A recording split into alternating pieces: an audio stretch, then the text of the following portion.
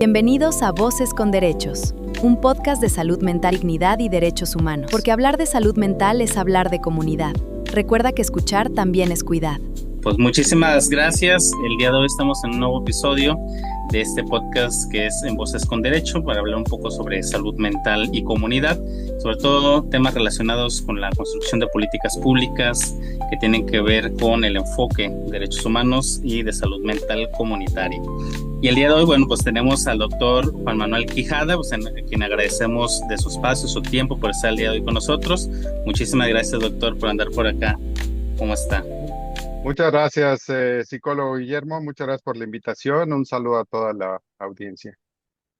Doctor, pues antes que nada, pues me gustaría que iniciáramos un poquito, obviamente me gustaría que la gente que nos esté escuchando conocieran un poco de su trayectoria. Obviamente, más allá de hablar de los procesos a lo mejor meramente académicos o profesionales, pues también un poco de su experiencia personal, ¿no? Que lo lleva a encaminarse sobre todos los espacios a donde usted ha estado laborando, trabajando y proyectándose, ¿no? Háblenos un poquito de usted, dónde estudia, cómo se empieza a involucrar esos temas de salud mental y cómo va construyendo este camino profesional. Platíquenos un Ya. poquito. Muchas gracias. No acostumbro a hacer esto normalmente, pero bueno, yo soy orgullosamente politécnico, la técnica al servicio de la patria. Estudié en una escuela que se llama Centro Interdisciplinario de Ciencias de la Salud en Milpal, Unidad Milpalta, en el SIX, UMA, como se le abrevia. Y bueno, desde ahí el servicio a- a- al pueblo, el servicio a mi nación, a mi patria, pues es algo en lo que sale en el ADN de todos los que somos politécnicos, ¿no? Entonces, posterior a ello, ahí terminé la escuela de la carrera de médico cirujano y partero. Y posterior a ello entré a hacer la especialidad en psiquiatría en el Instituto Nacional de Psiquiatría Ramón de la Fuente Muñiz. Eso ya era por entre el año 2004, 2008. En el último año de mi especialidad, que dura 4 años, tuve la fortuna de hacer una estancia en salud mental pública de Norteamérica y convivir y estar en el Hospital General de Massachusetts, en Boston, y en Canadá, en Hamilton, en la Universidad de McMaster, en donde pude tener una visión no solamente de la salud mental pública de este país, sino de toda Norteamérica. Entonces, egreso, y bueno, el modelo social y comunitario de salud mental, como aborda el sistema de salud de Canadá, es algo que me impresionó, me gustó, le vi muchas fortalezas y pues desde ese momento pensé cómo hacer esto allá en mi país, porque en mi país no tenemos estas clínicas comunitarias, porque no tenemos estos servicios, no está el sistema acomodado de esta manera. Y entonces empiezo a buscar dónde desarrollar un proyecto comunitario, un centro de salud comunitario, y encuentro espacio en la zona oriente de la Ciudad de México, del Valle de México, diría más bien, en el Estado de México, en Chimalhuacán propiamente, donde por ahí del 2010 fundamos el primer centro integral de salud mental. Abarcaba toda ya la región, nos llegaban pacientes de Iztapalapa, de Nezahualcóyotl, de Los Reyes La Paz, de Texcoco. Y entonces fue tan exitoso que decidimos y nos pidieron arrancar un segundo centro integral de salud mental en la comunidad, allá en la región de Chalco. Y entonces, pues la verdad es que con dos centros no nos dábamos abasto. Fueron casi 10 años que estuve trabajando de esta manera, viendo familias, estudiando terapia sistémica, estudiando un poco de administración, porque administrar y gestionar las instituciones de salud es algo que también tiene su ciencia y que tiene su metodología. Entonces pude, al tiempo de que lo iba estudiando, lo iba ejecutando, y tuvimos dos proyectos sólidos de centros integrales de salud mental. Para el 2019, principios del 2019, recibo una invitación del secretario de Salud, entonces el doctor Jorge Alcocer Varela, para integrarme a su equipo y poder mirar hacia la salud mental comunitaria precisamente. Y me dice que justo que él quería que miráramos hacia allá y aprovechar la experiencia que traía yo, tanto académica como clínica principalmente. Entonces, es así como llego yo a a la Dirección General de los Servicios de Atención Psiquiátrica, que se encargaba en aquel momento de em, administrar los hospitales psiquiátricos federales y algunas unidades comunitarias.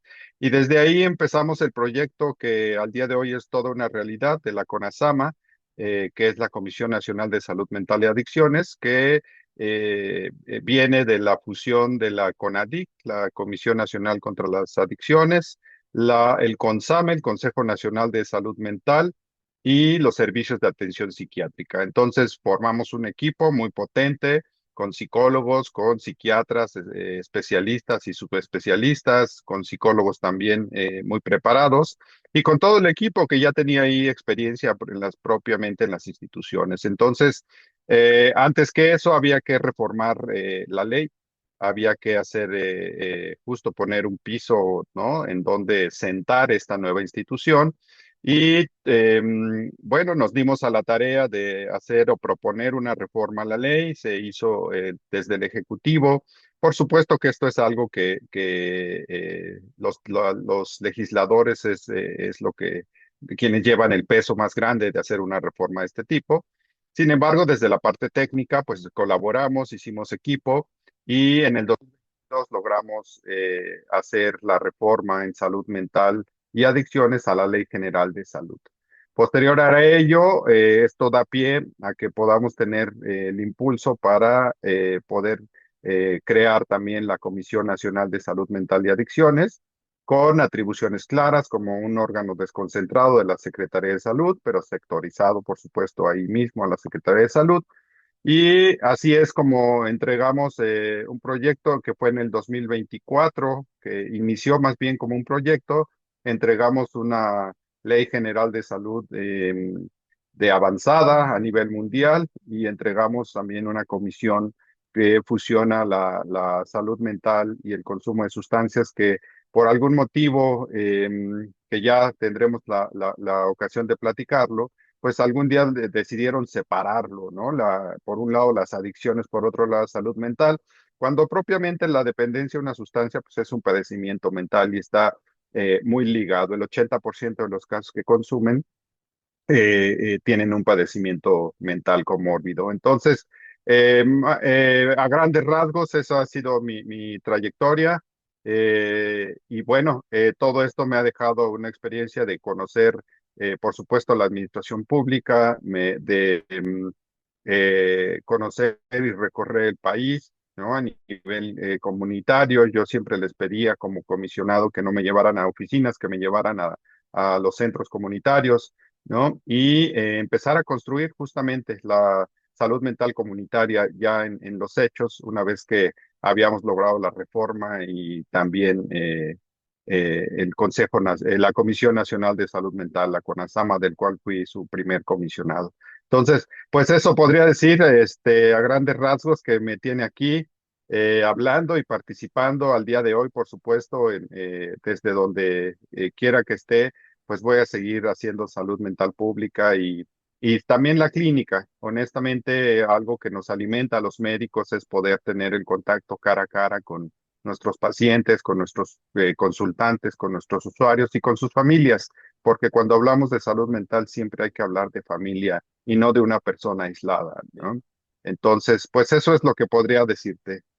No, gracias, doctor. Obviamente, regresándonos un poquito al inicio, como esa construcción profesional antes de llegar a la CONASAMA, usted como profesionista que se fue, se prepara, ¿cuáles fueron los principales retos que vio aquí en México en su momento? Obviamente la administración pública, el tema de presupuestos, como para hablar en aquel tiempo de implementar salud mental comunitaria. Y no solamente como en estos retos administrativos, sino también gremiales, ¿no? Cómo ve en ese momento a los profesionistas del área de la psiquiatría en pensar o replantear el ejercicio de la práctica clínica desde una visión comunitaria? ¿Qué pasaba en ese tiempo? Sí, mira, lo primero que aprendí no es algo que no era tan nuevo. Los ejercicios a nivel mundial de salud mental comunitaria están desde los 60, por ahí hay los primeros esfuerzos a nivel mundial.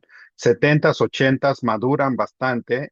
Para los 90, justamente, y principios del año 2000 de este siglo, ya muchos países habían reformado, principalmente los países desarrollados y con sistemas de salud muy sólidos ya habían desarrollado justamente estos sistemas de recuperación, ¿no? En donde, por ponerte un ejemplo, que es algo que aprendí en Canadá, le llamaban el ACTIM, Team, que es Assertive Community Treatment, ¿no?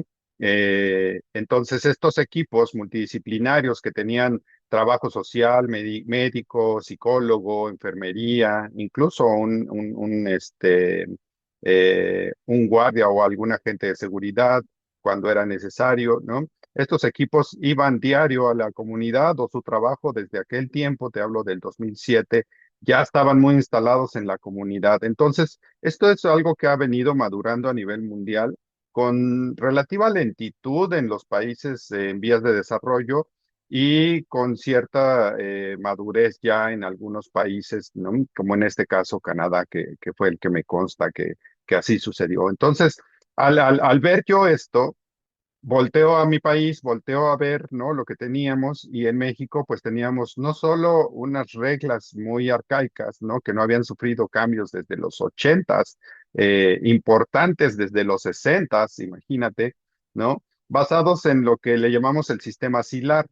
Y entonces volteo y veo con mucha claridad que en mi país, que aquí en México, estaba todo basado en un sistema asilar, en un sistema médico psiquiátrico, y con, como bien lo dices, con pobre inversión, con pobre infraestructura, pero además de que era poquita, pues estaba concentrada, ¿no? En un sistema que pues no ha demostrado hasta la fecha que como sistema público y centrado en el hospital psiquiátrico, pues sea lo que funcione. Al día de hoy hay evidencia a nivel mundial de que la recuperación, la reintegración a la comunidad, pues es lo que funciona de mejor manera, al paso o al mismo tiempo que se respeta la dignidad, los derechos humanos, por supuesto, y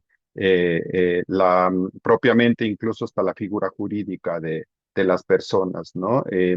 Entonces, en esta parte es bien importante y es bien interesante. Creo que nunca me lo habían preguntado. Yo ya lo había platicado con mis compañeros, pero cuando empezamos a diseñarla con Asama, tuvimos, por supuesto, asesoría y preguntamos países que ya lo habían hecho antes. Argentina, por ejemplo, hizo esta reforma en el 2010.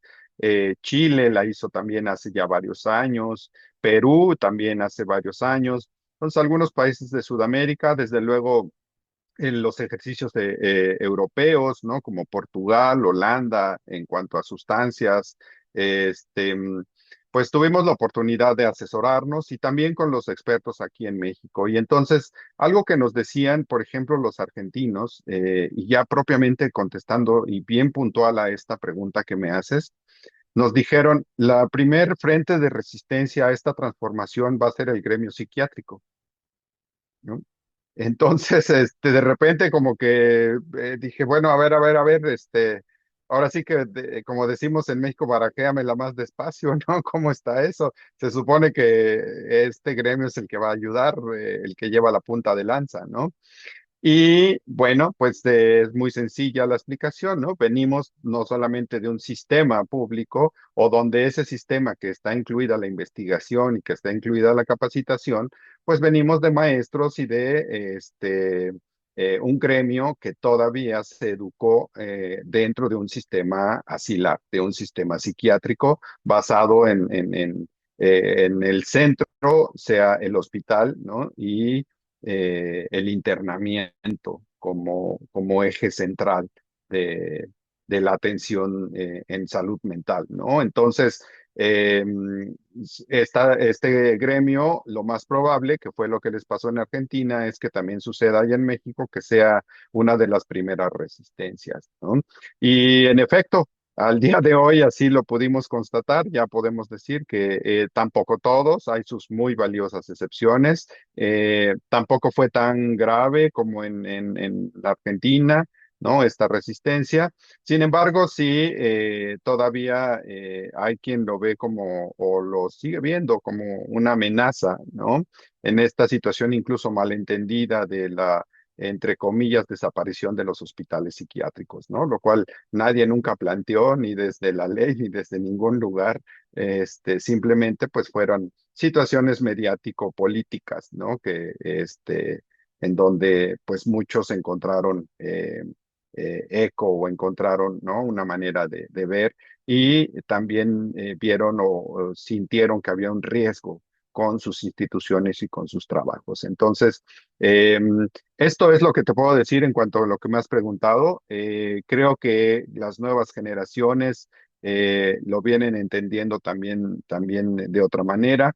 Y yo te he de decir que este programa al que me referí hace un momento en mi presentación, que estuve en Salud Mental Norteamérica, estas estancias, fue en México, te estoy hablando del año 2007, 2006, fue en México cuando se empiezan a preparar recursos humanos ya en un modelo comunitario. Es decir, previo a eso, la currícula de los psiquiatras no venía la preparación en un sistema, en sistemas de salud, tomando en cuenta el sistema comunitario. Entonces, también ahora sí que no teníamos de dónde, no tenemos mucha agua de dónde sacar, puesto que esta capacitación de mis colegas y mis pares, pues todavía es incipiente también y habemos muy pocos que hemos recibido capacitación en salud mental pública, En este desde una visión proceso, comunitaria.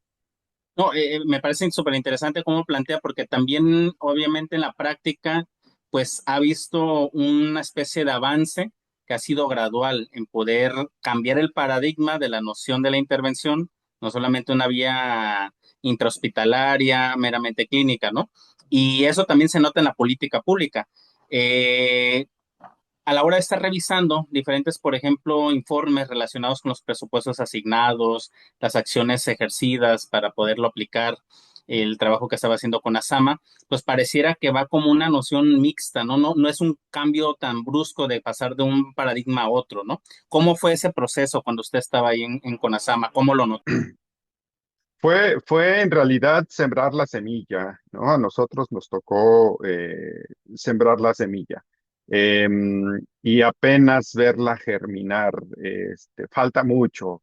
Esto es algo que más bien lleva tiempo, ¿no? Que va a llevar pues un cambio que, como bien lo dices, o una transición que no va a ser desafortunadamente tan rápida como uno lo quisiera, los que estamos desde acá y que construimos estos modelos. Am, pero hubo mucha aceptación, principalmente a nivel comunitario, en donde la necesidad está pedida a gritos, casi, casi. Entonces, cada acercamiento que teníamos con las comunidades y los centros comunitarios, pues desde luego que eran muy bien recibidos, ¿no? El fortalecimiento de los centros que en un tiempo se llamaron CAPA, Centros de Atención Primaria en las Adicciones. Les modificamos no solo el nombre, sino el modelo como tal, y ahora se llaman SECOSAMAS, que son Centros Comunitarios de Salud Mental y Adicciones, en donde no solamente ya se veía consumo de sustancias, sino también depresión, ansiedad, incluso la respuesta ha sido tan grande de la comunidad que, por ponerte un ejemplo, un CAPA que antes solo veía, Centro de Atención Primaria a las Adicciones, que antes veía, por decirte una cifra estándar, ¿no? Unos 300, 400 consultas sobre consumo de sustancias.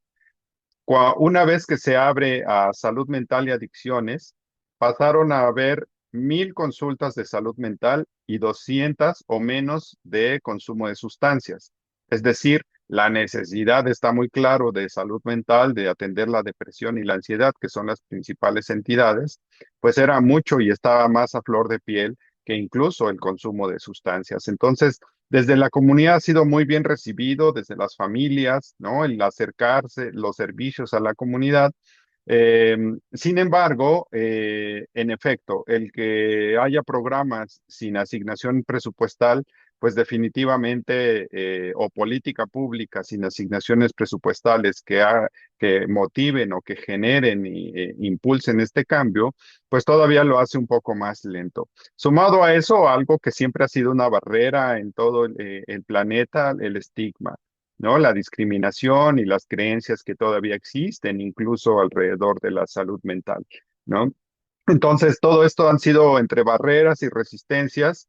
Y bueno, cuando se establece la comisión, ya veníamos nosotros teniendo un discurso y una narrativa justamente de el empoderamiento de las comunidades, del respeto a los derechos humanos, de fomentar los factores protectores y disminuir los factores de riesgo dentro de la comunidad, en que la salud mental no solamente está en la clínica, en el hospital, en el consultorio, sino que la salud mental está en la comunidad, en el deporte, en la cultura, en la educación, en todo lo que nos hace, ¿no? En un bienestar integral. Entonces, el que podamos tener acceso a estas cosas que son estructurales, pues también hace que no podamos ir a una velocidad como quisiéramos. Pero, sin embargo, creemos que finalmente el timón sí dio la vuelta hacia, ¿no? Sí pudo haber un cambio de ruta. Y pues lo que sigue es justamente fortalecer toda la infraestructura y fortalecer la capacitación, recursos humanos, para que esto se vuelva una realidad ya en todo el país, ¿no? Y que estemos presentes antes incluso del primer nivel, algo que se llama atención primaria a la salud o APS, en donde el trabajo, el empleo, la economía, la comunidad es lo que nos fomenta y nos va a dar la base para tener una salud. Y cuando ésta se pierde, tener un primer nivel de atención, que son los centros de salud, tener hospitales generales con servicios de salud mental y, por supuesto, en los casos que se requieran, servicios de especialidad o de tercer nivel, lo que hoy son los psiquiátricos, pero en donde ya no sean ellos los que recargan todo eh, eh, la demanda que hay de atención, sino que ya sea desde la comunidad en donde la prevención sea y el autocuidado sea la base de esta gran pirámide. Excelente. Algo que me llama la atención y creo que una pregunta que puede a lo mejor quedar sobre la mesa ¿es posible de hablar que México pueda consolidar una política pública completamente desde este enfoque de salud mental comunitaria? Y se lo planteo también por lo siguiente. La semana pasada tuve por ahí una conversación con la doctora Mercedes Ratagán, que también fue como de las pioneras en su momento del trabajo comunitario en Argentina. Y no sé si le ha tocado ver por ahí un poco de las situaciones que ha pasado en los últimos meses en relación a las reformas que se quieren implementar nuevamente en Argentina en relación a la salud mental y volver a lo mejor a esta mirada más clínica, institucionalizante, ¿no? Y pareciera que esos países que en su momento avanzaron, consolidaron, fueron puntas de lanza en Latinoamérica, pues pareciera que retoman otras visiones, ¿no? Entonces, en ese sentido va la pregunta, ¿es posible que en México podamos consolidar realmente una política pública de salud mental, aún también con estas diferencias que puede haber o resistencias que tocó visualizar usted? Sí, yo creo que sí, por supuesto que es algo que creo que es posible desde que inicié este camino. Si no lo hubiera creído posible, yo creo que pues no le hubiera entrado, ¿no? Pero sigo creyendo que es posible en el sentido de que lo que nos va a empujar hacia ello, más allá de los presupuestos, las autoridades, las leyes, las reglas, las normatividades, lo que nos va a empujar a esto va a ser la misma comunidad, va a ser la necesidad, Guillermo. La necesidad está a flor de piel, la necesidad está a niveles de urgencia. En México se están suicidando 24 personas todos los días, ¿no? El consumo de sustancias sigue en aumento, ¿no? No hay algo que nos indique que siquiera esté en meseta o vaya a bajar, ¿no? El consumo. Más bien se van intercambiando, ahora son otras sustancias, ahora hay consumo de polisustancias o de varias sustancias. Entonces, Creo que la necesidad, Guillermo, es algo que nos va a llevar y la realidad es algo que nos va a llevar necesariamente a modificar estas políticas, ¿no? La comunidad ya se ha respondido, la comunidad ya ha hecho algo y ese algo son los famosos centros de rehabilitación. Se le llaman de diferentes formas, no quiero estigmatizar ni quiero que nadie se vaya a sentir es decir, sí, que estoy en contra de ello, al contrario, ¿no? Pero llamados anexos fuera de serie, llamados centros residenciales. Más allá del nombre, tenemos también toda una gama, ¿no? Desde quien lo hace bien, lo hace profesionalmente, lo hace cumpliendo todo las reglas, ¿no? Establecidas hasta hoy y quien lo hace nada más de buena voluntad, ¿no? De sin técnica, pero no porque no quiera, sino porque en realidad no tiene el acceso a la capacitación, no tiene el acceso a la información necesaria para montar una respuesta de otro tipo, pero la necesidad la tiene. Entonces, todos estos centros que ya existen es una respuesta de la comunidad que ya nos habían ganado y ya nos llevaban ventaja antes de la reforma a la ley, antes de la CONASAMA. Ellos ya venían haciendo salud mental comunitaria.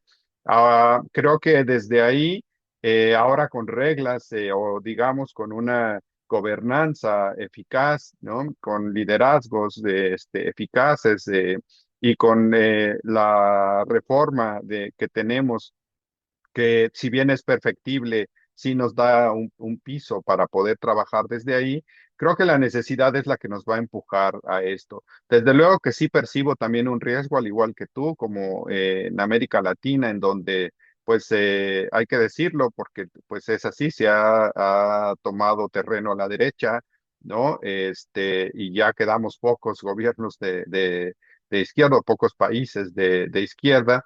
Y entonces justo el pensamiento de conservador es hacia la abstinencia, es hacia quítenos de aquí porque son criminales, ¿no? Es hacia el viejo paradigma de que el consumidor de sustancias es un criminal y debe de presentarse al sistema de justicia y no al sistema de salud. Entonces, sí veo, por supuesto, que pueda existir ese riesgo en algún momento. Lo hay, ya lo existe en México, eh, hay personas que siguen y grupos que siguen pensando que por ahí va. Sin embargo, creo que nos va a vencer la realidad y nos va a terminar venciendo la necesidad que la propia comunidad está eh, ya no expresando o expresándole incluso ya a gritos y pidiendo ya servicios cercanos, accesibles, con respeto, ¿no? En el sistema de salud, tanto público como privado. Entonces, hay riesgos, hay retos, hay mucho por hacer. Apenas es la semillita germinada, pero en efecto, tenemos el riesgo de que esta semilla que germinó que de repente el tronco se enchueque, ¿no? Y podamos caer en una especie de retroceso, ¿no? Creo que la continuidad a la política actual es lo que nos va a asegurar que un día pues ya no haya vuelta atrás, ¿no? Como creo que de alguna manera ya se logró en México con la reforma y con la CONASAMA, creo que se le dio vuelta o se le dio el cambio al timón para que pudiéramos ya no tener un regreso o un retroceso. Quizá lo haya, quizá haya resistencias, pero creo que esto definitivamente la misma población y la sociedad nos va a llevar a tener servicios de salud mental que ya están pidiendo cercanos a ellos y con respeto a su persona, ¿no? Y a sus derechos humanos.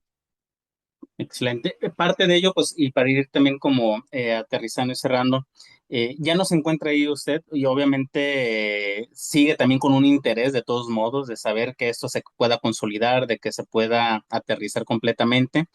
desde afuera, ¿cuál cree que serían los siguientes pasos, ¿no? O sea, ¿qué tendría que hacerse dentro de la política de salud mental en México para ir consolidando este que comenta en los próximos 5 o 10 años, por ejemplo? ¿Qué le gustaría que fuera como a lo mejor la estrategia que pudiera realizarse para implementar esto que hace falta?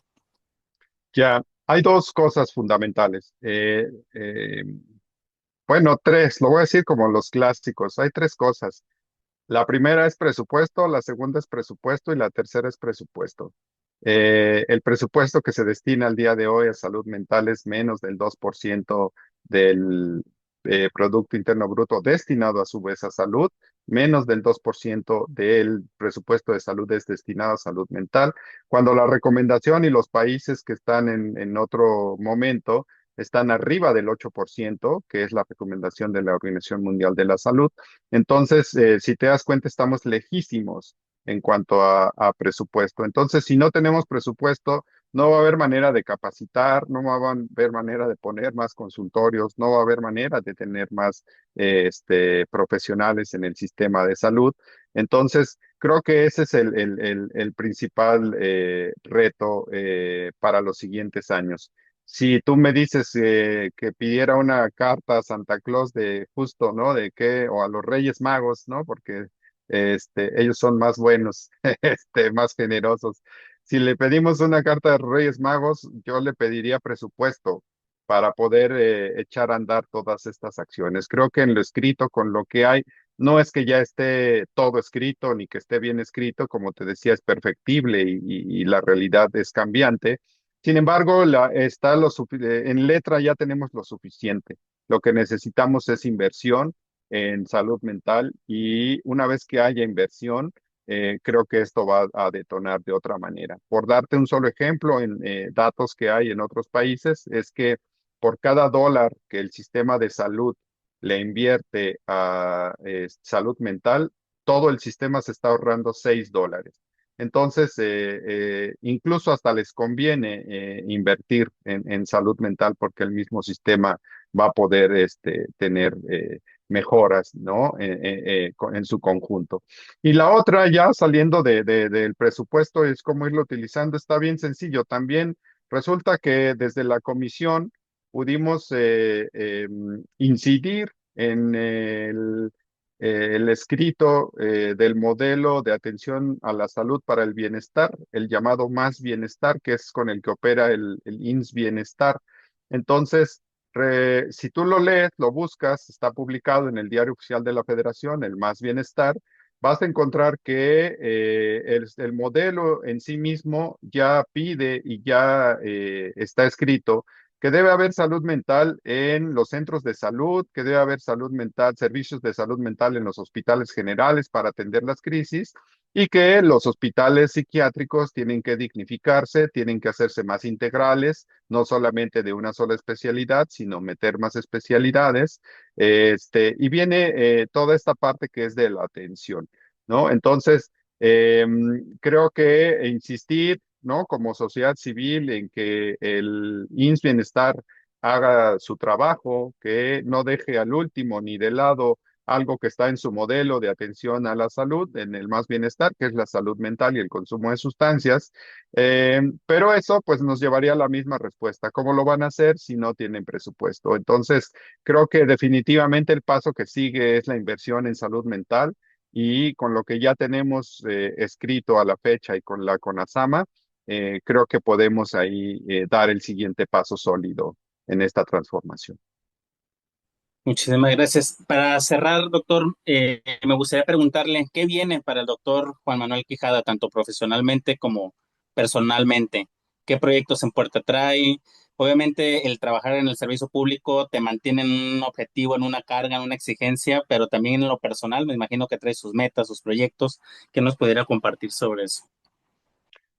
Bueno, eso es algo que afortunadamente te puedo decir que es cambiante a día con día porque estoy muy vivo, ¿no? Esto me ha dado muchas herramientas, toda esta experiencia que he tenido en los últimos años, ¿no? Para poder ayudar, ¿no?